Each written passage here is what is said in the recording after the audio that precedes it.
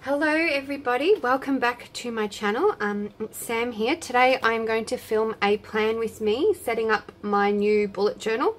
So this is what I'm going to be using this time around. I like to change up my bullet journal every time, or my journal for that matter. Any of my notebooks I like to change up and do a different one each time. So this one is an A5 leather folio from Kikki K. Don't ask me the collection because off the top of my head I cannot tell you. But it's very pretty. It's pink and white. It's got, I don't know if you can really see it in the light, but those, what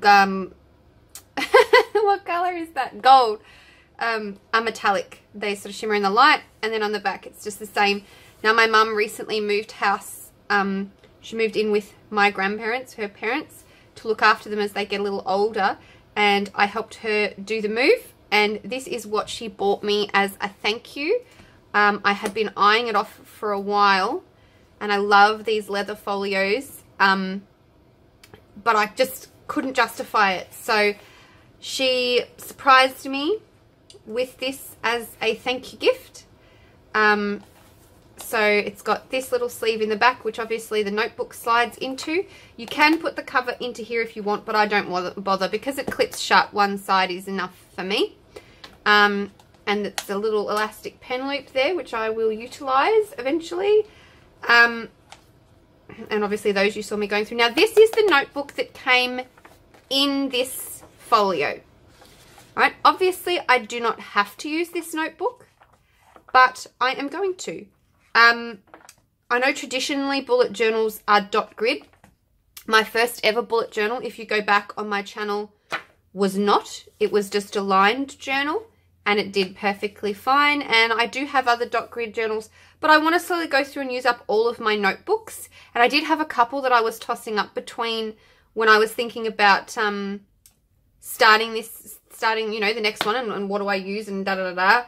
And in the end, I just thought I really wanted to use this cover, and it seemed really odd to me anyway to pull this out and just put it on the shelf and pop another one in here. So I decided I'm just going to use this book first. I did toy with the idea of slicing it apart and turning it into other books, but really the cover's quite sturdy, and I do like the pink, and you know, I have no idea what the paper quality is going to be like. I don't know how it's going to hold up, but we're just going to find out. And the great thing about a bullet journal is that there are no rules. It can be exactly whatever you want or whatever you don't want. We'll have to see how this pen loop holds up because I'm kind of looking at it. And if you look at that, it goes inside the loop. And I'm not going to be able to fit, I don't know if you can see, a very fat pen in there. And my pen that I usually carry around with me is a multi-pen. You'll see it in a minute when I go and get all my other stuff. But yeah, anyway, I'm going to speed this up so that you can watch. If I can work out how to do a voiceover, I will voice it over. But if it's just music and me drawing, you know that I haven't worked that out, and it'll be something that I'll have to work on in time to come. But with any luck, I'll chat to you soon. Okay, so the first thing I am doing is taking my book out of the cover because it's easier to work with when it's flat. When I'm doing a lot of things for daily use, I don't really worry about it, but for something like this, I wanted to pull it out and just have it on the desk. It saves the leather getting dirty and me having to wipe it off later and all that sort of stuff. So anyway, I am just using a Pilot Color Eno mechanical pencil in green to trace out the outline of what I want to do. And I thought where I would start would be a book plate. So excuse my head. I am not used to the top-down view process video recording yet, so you're going to see a little bit of my head in this while I'm ruling the lines and working out what's the best way to do things. So that ruler is actually a sewing ruler, but I love it because it's clear and I can see through it, and it makes it really easy to draw sort of those crisp lines, the really sharp lines, because I can accurately measure along the edge, obviously, but I can use the lines that you can see in the ruler to actually line up over the top of my pencil lines for a good straight ruling. So I adore that ruler, and that's why you saw me swap and change between the metal one. So I'm now using my fine liner to go through and do those lines in. Now that's a 0.5, and it's actually a Tiki Graphic fine liner by Rotring, which I don't mind it. It is very juicy though, so you can already see that there's been a bit of a run there because I wasn't careful enough. There's my head again. When I was doing it, so I don't mind it. Would I go out of my way for it at this stage? No. That might be because it's a 0.5 and I don't use 0.5 as often. I'm usually using a 0.1 or a 0.2. But yeah, we'll just see how we go. I might try it again in one of the thinner thicknesses as time goes on.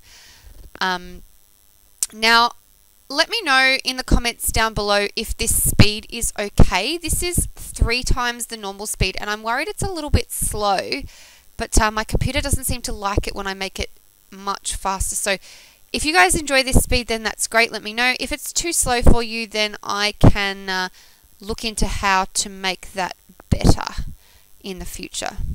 So anyway, I'm just using my pencil again to draw in the features of the book plates. So I've written Ex Libris in my sort of blocky style of lettering that I like to do. I use that an awful lot in my bullet journal.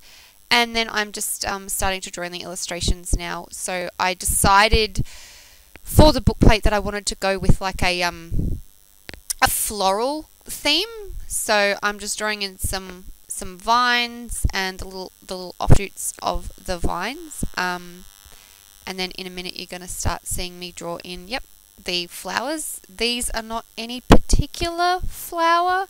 They're a flower that I just draw all the time. It's very loosely based on a tulip with that overlapping sort of petals and the little bit in the middle, but it's not actually a flower that exists. It's just one that I've always drawn since I was little, and it's quick and easy, and it gives you the impression of a flower rather than having to be some sort of very accurate floral rendition. I love flowers. I even worked for a florist when I was a lot younger for a little while, but I don't particularly enjoy drawing them. I love watching other people draw them, and when they're done well, they look amazing.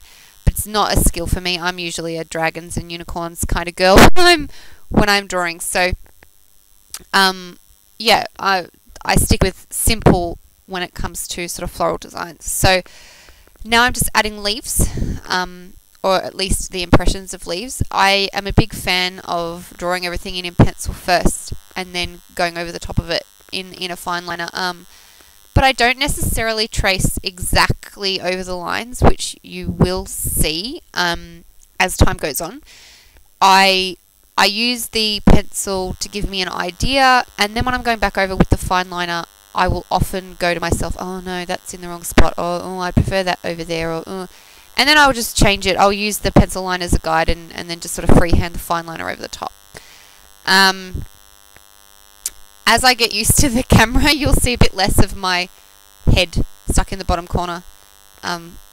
This is a really weird thing for me to have my sort of hands and everything in the frame and my face out. Obviously, when I do this without the camera rolling, you don't think about the positioning. So, being my first process video, I hope that you guys will bear with me. So, okay, I'm now changing to the fine liner, which is a Sakura Micron in 0.2.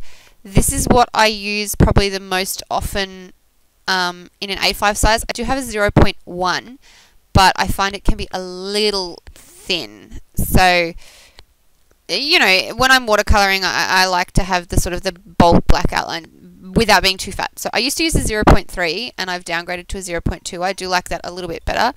Oh, I don't know if you can hear that, but it means my cakes are ready. So, excuse me.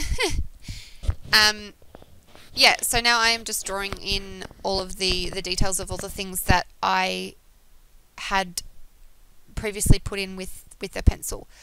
And that is just going to be adding the details as well, so the little veins and the leaves and stuff, I didn't put those in with the pencil.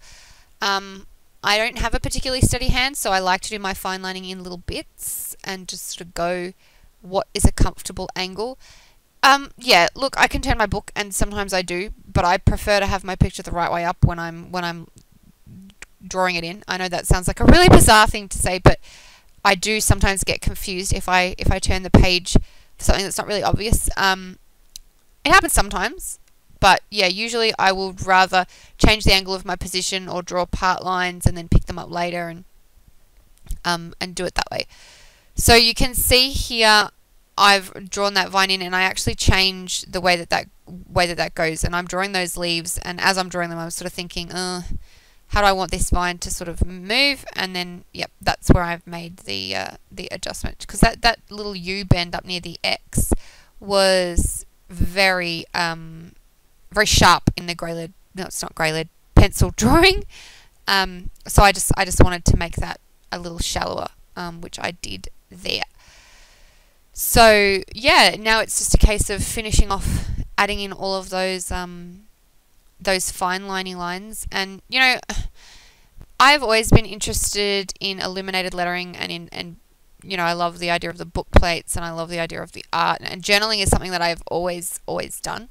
I never thought that there might be an interest for other people to watch me do it, but you know, I'm really enjoying these videos, and I was really enjoying when I was making them earlier, but you know, obviously with a mum of 2 young kids, it's not always possible to keep up with the schedule, and I didn't want to super commit to the YouTube channel until I knew that I could potentially keep up with the demanding schedule that allowed. So you can see here that I took that little bleed mark from the 0.5 and I made it into the originating point for the vines.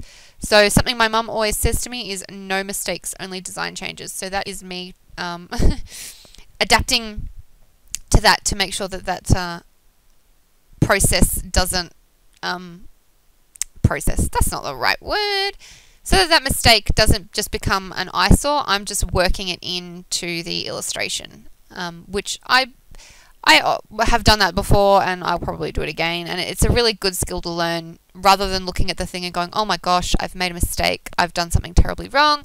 You sit there and go, okay, that happened, it wasn't in my plan, how can I go about fixing it? And that in that particular case, the smudges are usually either something that you want to paint over or colour over in a dark colour. In this case, that wasn't possible, so I decided to incorporate it in and use it as a starting point for the vine. So the lines are all done. I'm going to get out my eraser. Don't ask me what eraser that is. It's one that I had from high school, which is a good 15 or so years ago now. Oh no, it's not that long. Maybe 13 years ago. Something like that. Anyway, it's a very old eraser, and I believe it's some sort of Staedtler eraser, but the label's long worn off. So you just saw there a flash of my very small watercolor collection. Some of those are Winsor & Newton, or most of them are Winsor & Newton Cotman ones, the student grade, and I do have some handmade watercolors by Designs by Rachel Beth. I really love her watercolors. I will, if I remember, I will link her channel down below. That particular shade of teal that you can see there is a Winsor & Newton one. And what I'm actually doing is just dabbing up some excess water.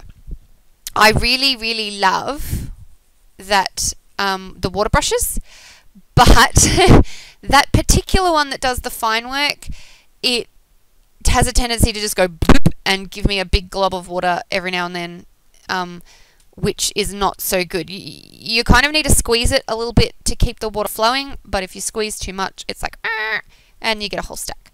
One thing I do love about the water brushes is that it's a lot easier to achieve that sort of ombre effect, like the blending out of the colours. You can see there some of the leaves are paler and some of them are darker.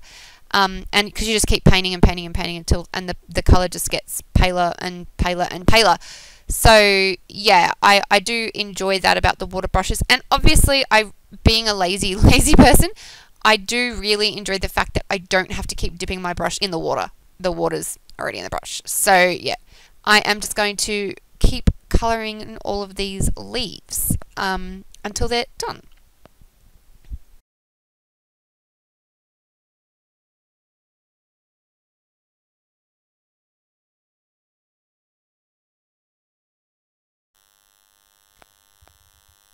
And, you know, I hope you guys don't mind me chatting. I always wondered if I was recording a voiceover, what would I talk about? I have a terrible tendency to talk really fast.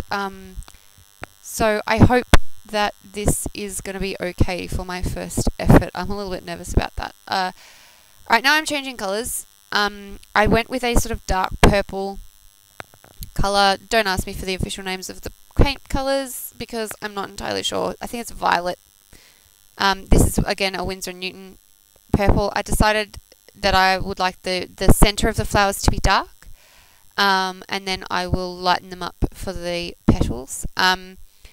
I try and do my colouring from the left side of the page to the right side of the page, purely because the watercolour obviously is wet, like duh. And I'm going to put my hand in the wet and smudge it. So I'm not using a lot of water, so it tends to dry pretty quickly. By the time I go from one side of the page to the other and back again, it's pretty much dry. So yeah, I tend to move from left to right. Oh my goodness, left to right where I can. So this is now me adding the pink. I think that's like Rose Madder Lake or something. Anyway, that's another Winsor & Newton. I am not going to be able to tell you the names of all of these colours, so I'm just going to give up while I'm ahead. My favourite colours are pink and green in various forms, although if I had to put an absolute finger on it, I would say teal. I love a good dark teal and a nice solid pink, which is pretty much the sort of colours that I've gone for here. And I decided to just build my colour selections around that, because at the end of the day, I've got to look at it, so it made sense to me to choose colours that I would like. So I decided that I wanted to have an ombre or gradient, I suppose, between two different colours for the book plate. So I've got a blue and a sort of a plummy kind of colour, and I'm trying to work out the best way to blend them in together. Whether I wanted, you know, just the plain blue and purple as you saw me do on the X, or whether, like I'm doing now or was doing now on the L, whether I add the purple first and then layer over the top. And then for the I and the B, I've kind of gone back to the half-half, and I'm sort of comparing them. And in the end, it sort of didn't really matter. Surprise, surprise. So I've just sort of done the half-half. But you do kind of have to mix the paints together in the middle. So you want to leave, if this is a technique you want to try, you want to make sure that the leading edge where the two paints meet is still damp, in order for them to sort of blend. But don't mix them too much or they will get muddy. It's one of those, too much won't work and too little won't work. So now for the border. This is actually kind of a burgundy colour, and you know, I did it and it's done, but I'm not entirely sure if it was the right colour choice even now watching it back, because it sort of was a little close to the pink. It wasn't as dark as what I wanted. I could have gone over it and sort of darkened it up a bit. It looks okay in the end, but I was just kind of a little bit disappointed. I sort of thought, oh, I really needed a darker shade of burgundy in there, but, you know, never mind. And, you know, there I was earlier saying to you that I never turn my book, and I did turn my book in this particular instance. But it didn't really matter because I was just colouring inside of those lines. So I knew that it wasn't going to be a big disaster. So the colour that I'm using now, I can actually tell you, that is a design by Rachel Beth watercolour, and it is called Lenten Rose. And I know that because it's a paint dot that's stuck on the top of my tin. She sent it as a little sample when I made my last order, and I absolutely adore it. And I'm a little bit bummed because there's my head blocking the view. Sorry.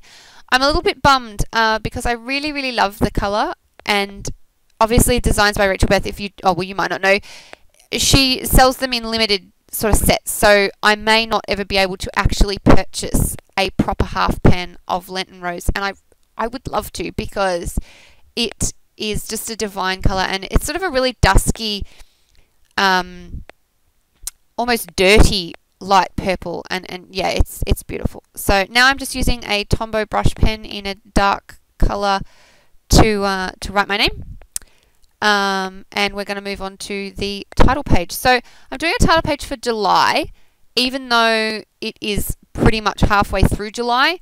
It is still July. So I'm moving from an old bullet journal into a new bullet journal, so I'm pretty much setting up as if it was the start of the month, only it's not, obviously.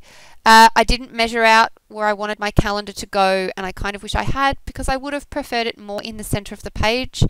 But given that the actual word July was a little on the left, I sort of went, oh, you know what, I'll put the calendar directly under the word, and we'll just roll with it like I meant it, and I'll illustrate around it. So that was a bit of a shame, but you know what, I am a little on the I'm going to say lazy again. I used that word before. I'm a little on the lazy side. Convenience is excellent to me. I think that if there is a quicker way to do it, then why do it? You can see I didn't use a ruler to draw my lines.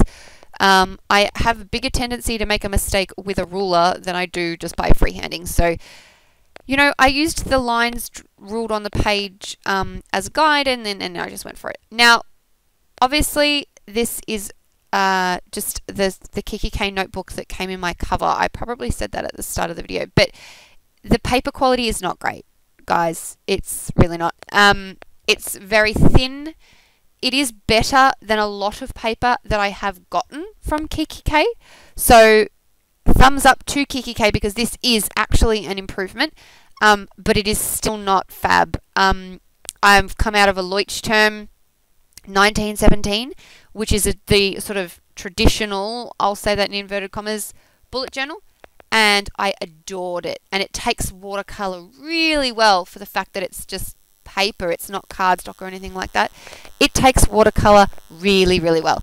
And this, not so much. You guys won't see it on this video, but at the time of recording this today, I did a spread where I decided I wanted to color in the background of my painting, and the paints didn't blend so well, and they bled through in paint. Like, I don't mind ghosting, I don't care about ghosting, but the paint actually leaked through and smudged some of the writing on the other side, and I was like, eh. So, look, don't get me wrong, I don't care about buckling and ghosting and that sort of stuff, but it did frustrate me a bit. I had to go back and sort of clean up my work that was on the reverse side. But, you know, for a cheap notebook, it's fine, it does the job, and as you can see here, watercoloring in small amounts, it's totally fine. You're certainly not going to get any, obviously, artist quality pieces, but just for using in my bullet journal and for the sake of using up what I own, it's totally fine. I am a big believer in using what I have. I have a absolute stack of blank notebooks. If you actually no, I haven't posted that video yet. You will see a walkthrough of my notebook shelf.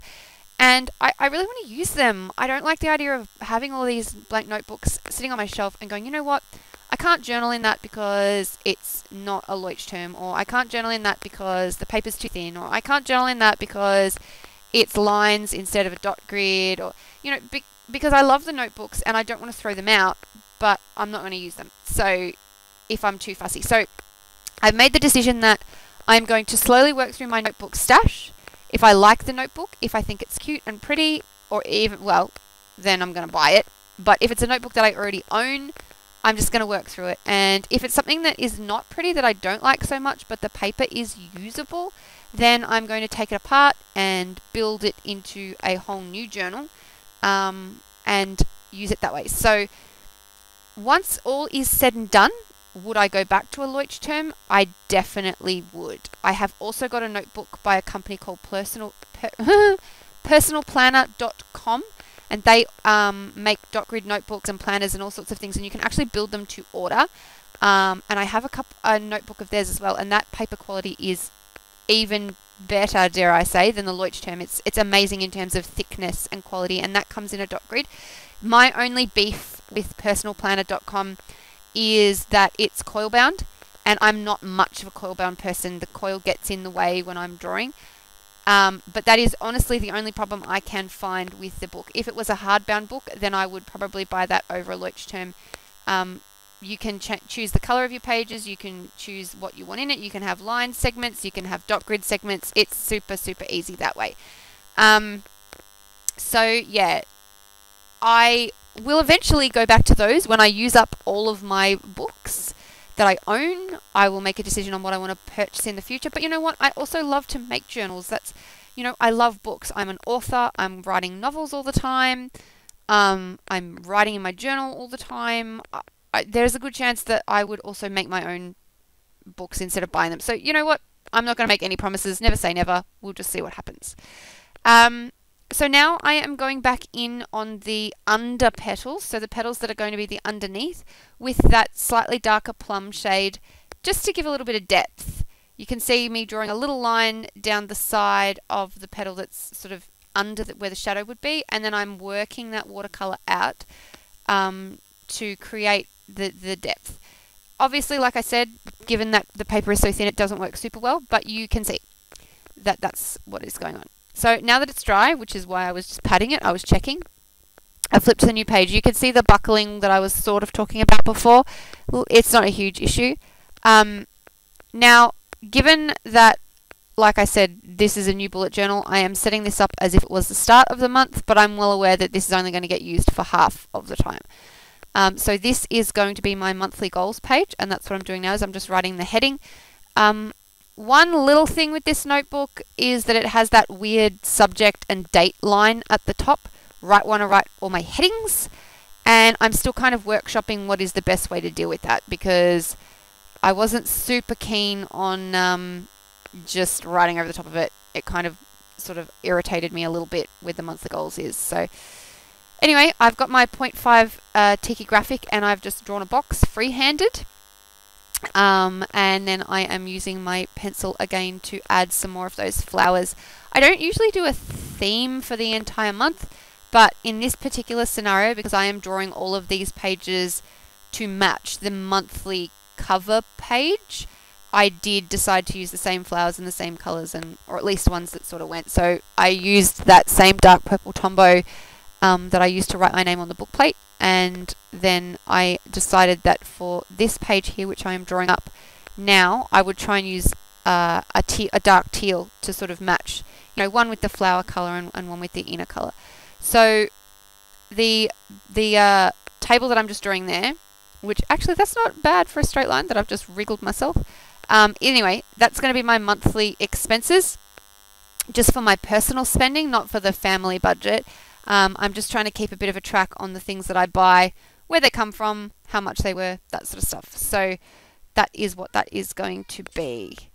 I am going back and adding more flowers so that the whole double spread matches. I do like for a double page to be sort of matchy in that respect, unless of course it's a different topic or a different day. In that case, if I've got a new heading, then that's totally fine. But given that these are clearly meant to be part of a set, I wanted the same illustrations, and I didn't want them to go over my writing space, so I sort of went out of my way to make them appear under the boxes. So I'm just using a lighter pink Tombow there to give my headings a bit of background, and then I've grabbed my 0.2 micron, and I am going to fine line all of those details in carefully around the heading, because I didn't want to draw through my M. But yeah, just the big flowers, they almost look like water lilies in this picture, just because of the way the leaves are sort of directly on top. But either way, it's kind of cool, and you can tell that they're a set because the colors are the same as what's on the smaller page with the vine. So I think that still works as an overall sort of idea. So